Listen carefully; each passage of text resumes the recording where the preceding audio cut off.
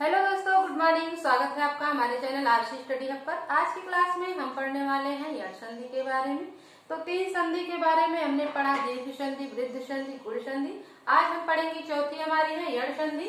तो आइए जानते हैं कि यड़ संधि किसे कहते हैं, यड़ संधि कैसे बनती है। तो हम यहाँ डालेंगे यड़ संधि।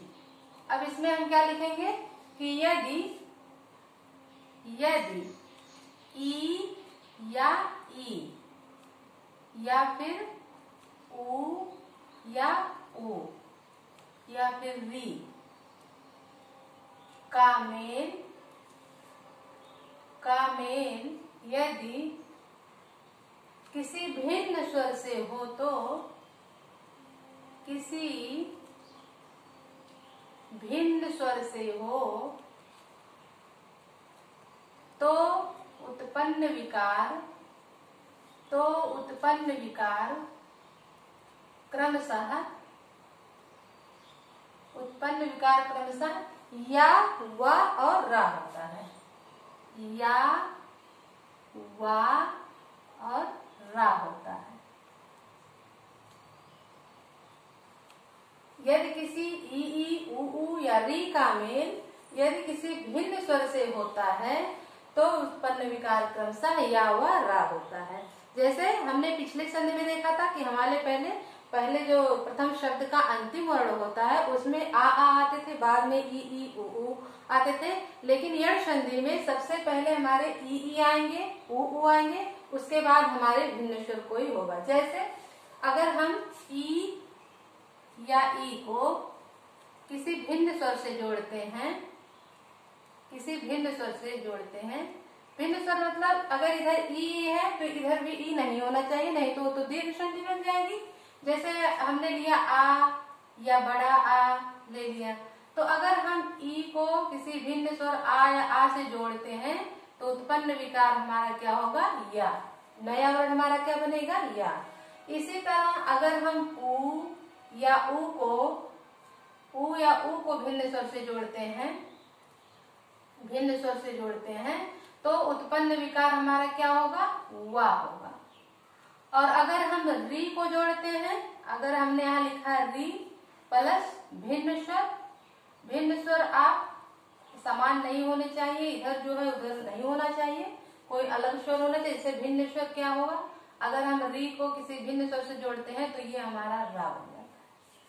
तो इस तरह से हम देखते हैं कि ई ऊ का मेल अगर अन्य किसी भिन्न स्वर से होता है तो हम उसे कहते हैं यड़ संधि। जैसे उदाहरण के लिए अगर हमने यहाँ लिखा है अति प्लस अधिक, अगर हमने लिखा अति प्लस अधिक तो अति में आपको पता है कि ता में हमारा कौन सा स्वर छिपा हुआ है, ती, ई मात्रा है।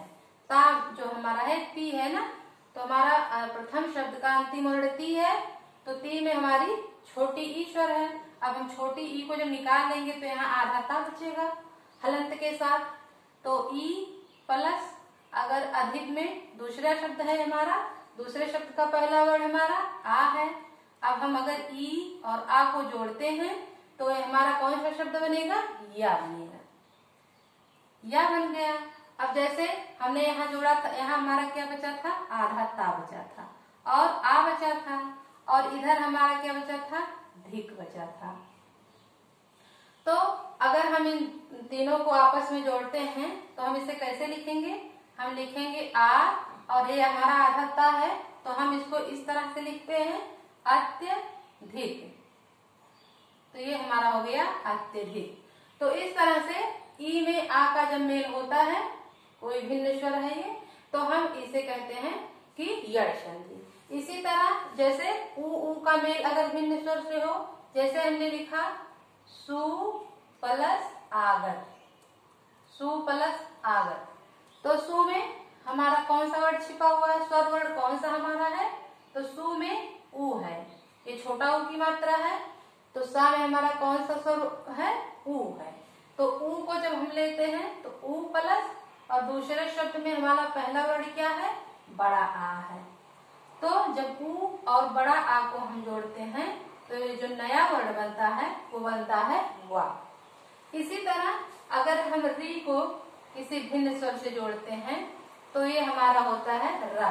जैसे हमने लिखा पित्राज्ञा, अब हमने लिखा पित्र प्लस आज्ञा, तो पित्र में हमारा री छिपा हुआ है और इधर प्लस पित्र में हमारी री स्वर है, आप देख सकते हैं, तो री प्लस आ। अब हम इनको जब जोड़ेंगे तो ये हमारा हो जाएगा रा। तो इस तरह से ई के मेल से जब उत्पन्न विकार हमारा या होता है और उ या भिन्न स्वर के मेल से वा होता है और री या भिन्न स्वर के योग से रा होता है, तो ये हमारे होते हैं यड़ संधि। अच्छा, एड़ संधि को समझने के लिए एक और भी हम ट्रिक आपको बताते हैं।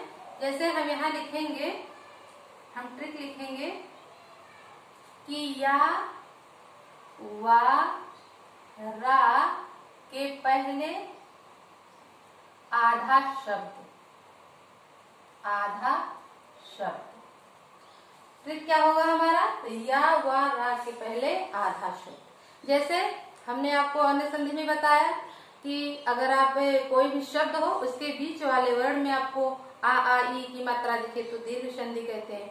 उसी तरह यड़ संधि में अगर आप कोई शब्द है तो उसके बीच वाले वर्ण पर ध्यान दें। अगर वहां पर या है और उसके पहले आधा वर्ण है कोई, तो समझ जाइए हमारी यड़ संधि। जैसे आप यहाँ समझिए, जैसे हमने यहाँ लिखा है अत्यधिक, तो अत्यधिक में हमारा या, बीच वाला शब्द हमारा यहाँ या आया है और या के पहले हमारा आधा ता आया है।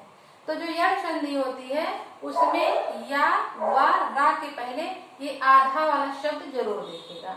अत्य है ना, आत्य, अत्य, तो ये या के पहले देखिए आधा ता है, तो ये आधा शब्द है ना, या के पहले आधा शब्द। उसी तरह हमने देखिए जैसे लिखा सु प्लस आगर।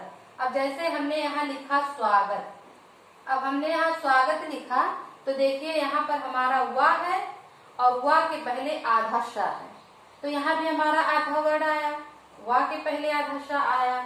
अब जैसे हमने लिखा पित्राज्ञा, जैसे हमने लिखा यहाँ स्वागत हो गया, ये अत्यधिक हो गया।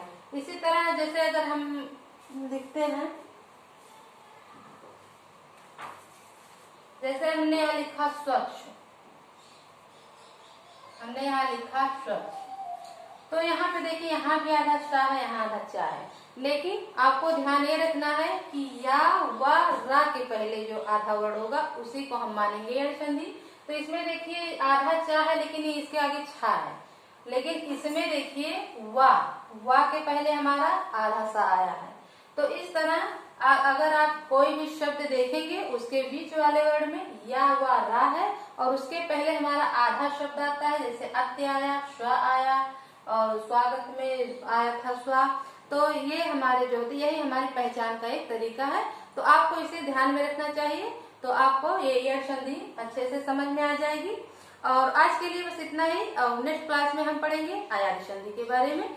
तो अगर आपने हमारे वीडियो को लाइक नहीं किया है तो लाइक करें, और अगर आपको हमारा वीडियो पसंद आता है तो इसे लाइक करें, शेयर करें, और अगर आपने सब्सक्राइब नहीं किया है तो हमारे चैनल को सब्सक्राइब करें।